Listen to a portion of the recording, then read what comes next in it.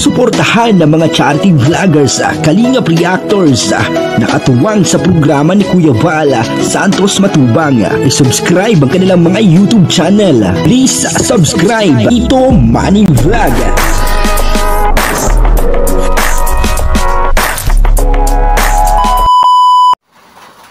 O yun po, no? Dahil po doon sa pangyayari na parang may gustong pumasok doon sa bahay nila Dara noong ating gabi. Ito pong si Dara ay kinuha muna ni Kalingap Rab, para mag-stay doon sa kanilang bahay. Pero sinabi po ni Dara kung sino po yung suspect niya. Papanoorin po natin yung video at bibigyan po natin ng konting reaction. Pero bago po yan, ako muna po ay bumabati sa inyong lahat ng magandang umaga, magandang tanghali at magandang gabi sa inyong lahat mga kapatid. Saan mo kayo ng panig ng mundo naroroon ngayon ay mag-iingat kayo palagi at pagpalain kayo ng ating Panginoon. Maraming salamat din po sa patuloy na tumatangkilik sa aking YouTube channel at nanonood sa aking video reaction. Patuloy lang po natin suportahan sila Kuya Val Santos Matubang, Kalingap Rab at Ate Edna Vlog. Ang kabuuan po ng video ito ay mapapanood po natin sa YouTube channel ni Kalingap Rab. Ano, nagawalis ka? Opo. Ano to? Daming damo. Madami. Grass cutter. Galing kami kina Erika, hatid namin. At ayun nga,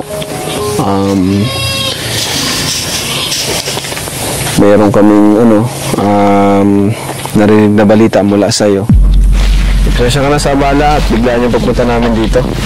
Ano? Okay lang po. Ayun. So, kumusta kayong dalawa dito? Okay naman lang po. So ayun Dara, nag-message ka nga daw kay David na totoo yun na may gusto sanang nagtatangkang mag-ano? Pero, opo, pero di ko po sure kung tao hayop. Ba't ano? Kasi po nandito po si Lola kagabi, nag-uwi po. Oo. Tapos nandiyan po yung mga aso niya sa labas. Tapos parang mga bago mag-12 na umaga, parang may po. 12, madaling araw, ating gabi. Opo. Tapos parang po may parang may pinagpipilit pong pumasok. Pero may asa naman po dyan. Pag may tao po kasi parang nagbabatok po sila. Pero nung time na yun? Hindi bumabatok. Pero meron po talagang ganyan-ganyan po. Kasi po yung kadena po, pag ginaganyan-ganyan po na po talaga siya.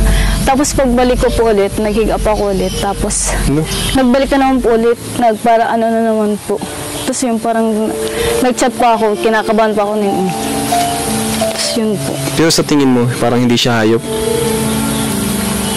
Wala pa akong nakita. Parang tao? Tao, Hindi, pero parang tao yung pag ganun-ganun? Parang oo po. Kasi po pero lang po, mahina lang po na nalakas na hina po. Katakot naman nun. Yun nga, kaya nag-alala din talaga kami ng sobra nung time na yun, nung nag-chat ka. 12:00 pati, Opo. Di ba wala bang boses? Wala po. Pero nung first time ba nangyari yun? First time po. Kasi kung aso yun, matagal na nangyayari yun. Parang sanay ka na may nagganon. Di ba? Kung aso. Kagabi lang po talaga akong masyadong kinabahan. Ngayon ko lang po kasi naramdaman ko sa experience po. Kasi dati mo lang, may mga nararamdaman ka, dumadaan lang, no? Normal. Pero nung time na yun, may nagkakatok. Ayun.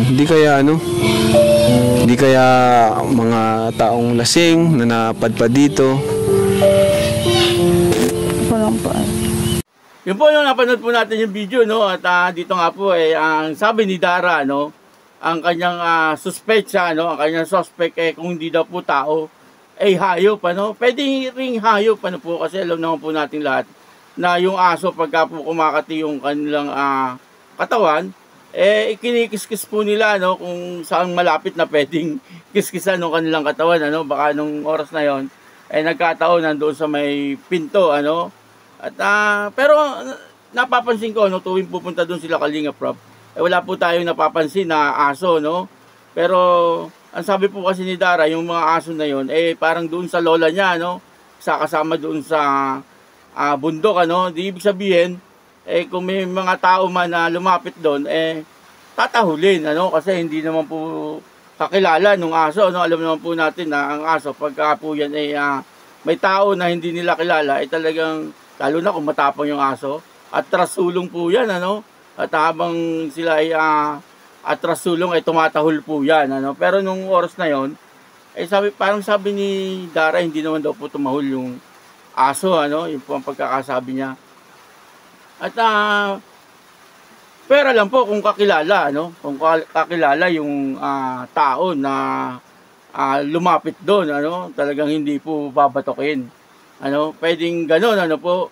Pero ang pinakamaganda po diyan, siyempre, yung mag-iingat na po sila, ano, Dara, no? Una-una, wag po nilang kakalimutan na hindi nakalock yung kanilang pintuan, ano? Kasi may kadena naman na po na ibinili sila Kalinga Prab upang sa gano'n ay maayos, ano, yung pinto, hindi basta-basta mabubuksan. Pero, kasi kawayan lang po yun yung pintuan. Kung mapapansin po natin, kawayan lang talaga yung nakalagay doon sa may pinto nila Dara, no? Kumbaga, madali ding baklasin yun, ano po? Kumbaga, isang gamitan lang ng martilyo yun, pwedeng tanggal ka agad yun, ano? Pero pinakamaganda doon sana, habang, alam naman po natin, ano, sinabi ni Kalinga Prab na pagagawa naman po ng bahay itong sila Dara, no, kumbaga naka-line up na, ano, habang sigurong hindi pa. Pinakamaganda po dun, bakal, ano, bakal lang ilagay. Yung pong pina-welding na bakal na may rehas-rehas na gano'n. Yung katulad kay Robilin, ano po, kung natatandaan nyo noon napasok si Robilin, ay pinagawa kaagad ni Kalinga Prab, ano, yung mga bintana, mga pinto, pinalagyan ng bakal. Ano po, sana gano'n din yung kay Dara, ano, yung kahit sa may pinto lang. Ano po, nasa gano'n pumasok man sila, matatagalan. Matatagalan nilang sirain itong pintuan nila Dara. No? Kumbaga, nakasigaw na sila Dara at pwedeng mapansinan ng mga kapitbahay. Ano po, kaya alam naman po natin si Dara, matapang na bata yan. Ano? Maaring baka banata na ni Dara. No? Nagre-request nga po yan ng itak kay Kalinga Prab. Maaring ganun. Ano? Kaya mas maganda kung bakal, ano, kung bakal na yung pinto nila Dara, no, para mas safety po sila, ano po. Yan po parang suggest lang naman natin, ano po. Hindi po natin pinapangunahan itong si Kalinga Prab sa lahat ng kanyang mga desisyon, ano po. Parang tayo nagbibigay lang ng suggest, ano. At yun na po, no, mas maganda talaga yung ginawa ni Kalinga Prab na kinuha muna sila Dara, no, dinala doon sa kanilang bahay, ano po, at yun na nga, kumbaga, siyempre natakot din yung dalawang bata, ano po, at maaari ngayon, siyempre pagdadating ng gabi, kinakabahan po yung mga yon, ano, kasi may naka-experience po sila ng hindi maganda, kahit sino ba naman, alas 12 ng gabi na gano'n, na inaalog-alog yung pinto, talagang, matatakot, ano po, kahit ako naman, matatakot po ako, no, pagka gano'n, ganong oras ng gabi, alug-alugin yung pinto. Talagang iba na yon, ano? Kumbaga iba na yon. Pero sana hayop lang, ano? Hindi sana pinag-iisipan sila Dara ng masama kasi kawawa naman po yung dalawang bata, no? Sila na nga lang po ang andon. Tapos ganun pa mangyayari, talagang kawawang-kawawa naman po yung kalagayan. Sana naman kung tao yon, wag na kayong gumawa ng ganyan. Masama yung inyong iniisip, ano, sa inyong kapwa. Ayun po, no, maraming salamat po sa inyong lahat, ano. At patuloy lang po natin suportahan si Kalinga Prab, Kuya Bal Santos Matubang, at Ate Edna Vlog. Ano po, ako po si Tito Manny Vlog, na nagsasabing God bless you all, Diyos mabalos.